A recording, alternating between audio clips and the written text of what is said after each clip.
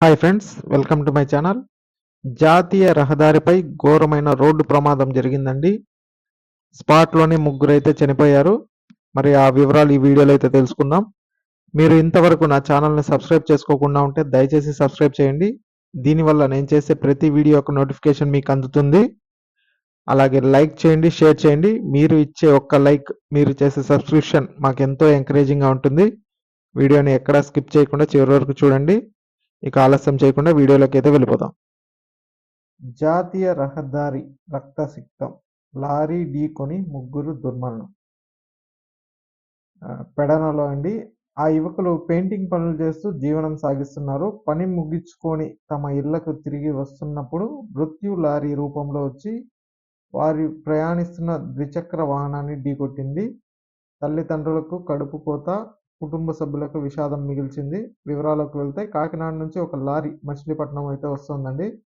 2016 జాతీయ రహదారిపై పెడన పై వంతెన సమీపంలో రాగానే ఎదురుగా కృష్ణా జిల్లా బంటుపల్లి మండలం ఆర్తమూరు వెళ్తున్న ముగ్గురు యువకులు ప్రయాణిస్తున్న బైకును ఢీకొట్టింది. ఈ ఘటనలో బాపట్ల విజయ్ చందర్, పాలవర్తి శాంతిరాజు అక్కడికక్కడే మృతి చెందగా, పీతల అజయ్లు మచిలీపట్నం ప్రభుత్వ ఆసుపత్రిలో చికిత్స పొందుతూ ప్రాణాలు కోల్పోయాడు. పెడన రూరల్ సిఐ నాగేంద్ర ప్రసాద్ అక్కడికి వచ్చి అజయ్ను 108లో మచిలీపట్నం తరలించారు. విజయ్ చందర్, శాంతిరాజులు మృతదేహాలను మచిలీపట్నం మార్చురీకి పంపించారు. మచిలీపట్నం డీఎస్పీ చెప్పిడి రాజా సంఘటన స్థలాన్ని సందర్శించి వివరాలు తెలుసుకున్నారు. పెడన పోలీస్ స్టేషన్లో కేసు నమోదైంది. 10 నిమిషాల్లో ఇంటికి.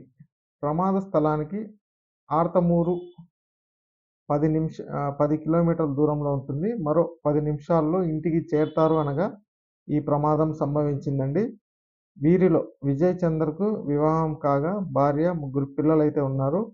మిగిలిన ఇద్దరు యువకులు అవివాహితులు. జాతీయ రహదారిపై దీపాలు లేక అంధకారంగా ఉండడం, లారీ డ్రైవర్ మితిమీరిన వేగం ఈ ప్రమాదానికి దారితీసినట్లు సమాచారం. మచిలీపట్నానికి చెందిన లారీ డ్రైవర్ పుప్పాల పవన్ కుమార్ను పోలీసులు అదుపులోకి తీసుకున్నారండి.